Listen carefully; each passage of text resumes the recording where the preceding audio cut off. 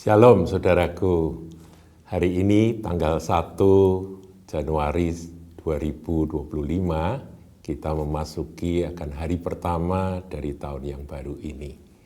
Saudara, saya mengucapkan selamat tahun baru, meskipun banyak pengamat, baik pengamat ekonomi, pengamat geopolitik dan sebagainya yang mengatakan, yang meramalkan, yang memprediksi bahwa tahun 2025 adalah tahun yang kelabu, tahun yang nggak bisa ditebak arahnya mau kemana. Terutama para pengusaha yang bergerak dalam bidang ekonomi, mereka rata-rata mengeluh dan berkata 2024 sudah lesu, bagaimana 2025? Saudaraku, mari kita menyambut akan tahun yang baru ini dengan datang kepada Dia, mendengarkan akan apa yang menjadi pesan Tuhan bagi kita. Sebab langit dan bumi akan berlalu, tetapi perkataan Tuhan tidak akan berlalu. Jadi kita akan kembali kepada firman, kita akan tanya pada Tuhan apa yang Dia kehendaki untuk kita bergerak maju di tahun 2025. Siapapun kita, apapun profesi kita. Firman katakan, kalau Tuhan di pihakku, siapa lawan aku? Ya, saudaraku, saya akan sampaikan apa yang menjadi visi misi dari Gereja Kahal di tahun 2025. Tuhan taruh akan ayat ini di dalam hati saya, yaitu di dalam Injil Lukas yang pertama, ayatnya yang ke-17. Ini tentang Yohanes Pembaptis. Kita tahu Yohanes Pembaptis itu diutus mendahului Tuhan Yesus. Dia kemudian pada waktunya tampil di padang gurun dan dia berkata, akulah suara yang berseru-seru di padang belantara. Persiapkanlah jalan bagi Tuhan. Itulah pelayanan Yohanes Pembaptis. Nah, ini adalah nubuatan ketika Yohanes ada di dalam kandungan ibunya kepada Zakaria.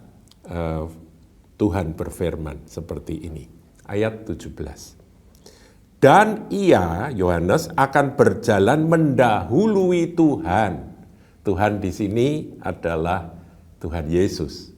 Memang Yohanes pelayanannya mendahului Tuhan Yesus, mempersiapkan jalan bagi Tuhan Yesus yang tampil dan melayani umat Tuhan pada waktu itu. Mendahului Tuhan dalam roh dan kuasa Elia untuk membuat hati bapak-bapak berbalik kepada anak-anaknya dan hati orang-orang durhaka kepada pikiran orang benar. Nah, kalau kita lihat ayat 16 ya, nanti kita lanjutkan ayat 17 ini, tapi kita berhenti sejenak, kita naik ke ayat 16. Bisa ditampilkan? Ia akan membuat banyak orang Israel berbalik kepada Tuhan Allah mereka. Jadi berita yang dibawa oleh John the Baptist ini adalah berita pertobatan. Makanya di situ dikatakan hati bapak-bapak berbalik pada anak-anaknya. Dan hati bukan anak-anak tapi orang-orang durhaka. Jadi hubungan anak dan bapak yang tidak baik itu menghasilkan akan generasi yang durhaka, yang menyimpang dari nilai-nilai kebenaran firman Tuhan. Tapi ketika hati bapak berbalik pada anak, hati ayah berbalik kepada putra-putri mereka, maka terjadilah orang-orang durhaka, anak-anak yang tidak menerima kasih Bapa itu menjadi durhaka, mereka akan dipulihkan dan mereka akan kembali pada pikiran orang-orang benar. Nilai-nilai kebenaran yang ditolak oleh anak-anak yang tidak menerima akan kasih Bapa ini akan berubah ketika Bapa kembali kepada mereka. Kembali, hatinya kembali kepada mereka. Jadi pertobatan yang dimaksudkan oleh Yohanes Pembaptis pertama-tama adalah pertobatan dari para bapak-bapak. Orang-orang tua yang sibuk dengan karier, sibuk dengan segala sesuatu yang dikejar. Ketahui, Anda punya tanggung jawab. Engkau harus mengutamakan anak-anakmu. Berbaliklah pada anak-anakmu, kasihi mereka. bimbing mereka, didik mereka dalam takut akan Tuhan. Nanti generasi berikut ini akan berbalik kepada pikiran orang benar. Dan, nah ini kalimat terakhir inilah yang menjadi visi misi kita, saudaraku. Dan dengan demikian menyiapkan. Jadi pelayanan gereja Tuhan di akhir zaman sebelum Tuhan Yesus datang, ini adalah pelayanan seperti Yohanes Pembaptis. Yaitu kita harus memulihkan akan hubungan antar generasi. Generasi bapak-bapak dan generasi anak-anak. Ini kita ada generasi milenial, ada generasi apa itu yang disebut dengan generasi strawberry. Strawberry itu manis, indah, tapi ternyata rapuh, saudara ya. Kalau dipencet hancur. Apakah seperti itu anak-anak kita? Jelas tidak, saudara. Anak-anak kita harus menjadi seperti yang dikatakan oleh firman Tuhan.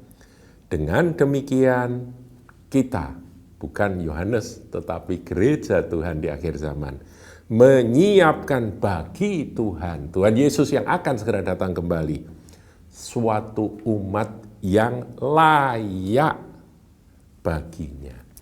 Umat yang layak, ini terjemahan LAI, bagus saudaraku, umat yang layak, tetapi kalau kita lihat dalam terjemahan yang lain, bahkan bahasa aslinya juga, dikatakan versi King James, to make ready a people prepared, umat yang siap for the Lord. Prepared for the Lord. Artinya siap untuk menantikan kedatangan Tuhan Yesus kali yang kedua. Karena apa? Karena gereja, umat Tuhan yang menyongsong kedatangan Tuhan kali yang kedua adalah mempelai wanita. Saudara bisa bayangkan ya, kalau orang mau menikah itu mempelai wanita itu yang paling sibuk, saudara. Ya, menjelang hari H, dia sudah luluran, sudah apa ya, kemudian dibersihkan kulitnya, rambutnya sudah disiapkan. Itu menjelang hari H di pernikahan. Sampai pada hari H, make up-nya, saudaraku, pakaiannya, dipilihkan pakaian yang terbaik, yang sudah dipas berulang kali, dicoba. Bayangan seperti itu, gambaran seperti itulah yang secara rohani harus kita tangkap. Dikatakan to make ready a people prepared for the Lord. Umat yang siap, mempelai wanita yang siap untuk bertemu dengan mempelai pria.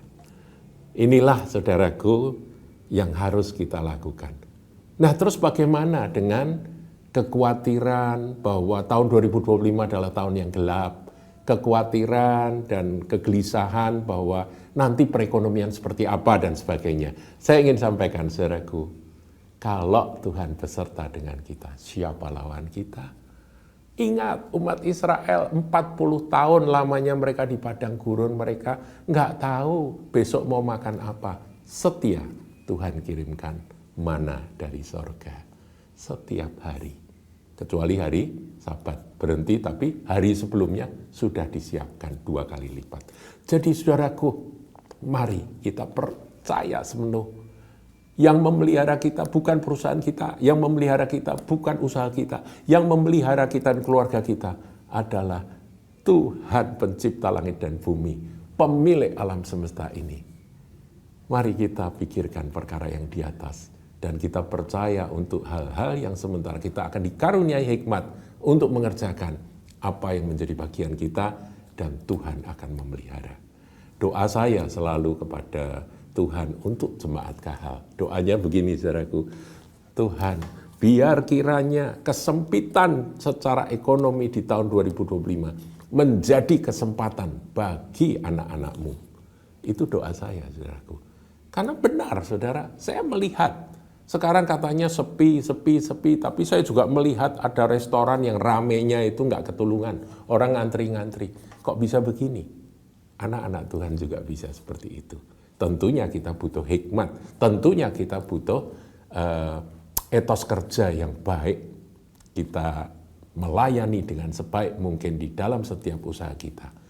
Tuhan akan memberkati.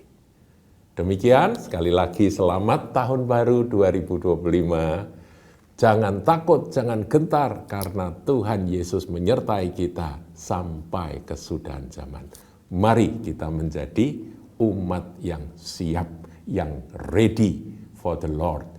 Umat yang layak bagi Dia menjadi mempelai wanitanya. Tuhan Yesus memberkati.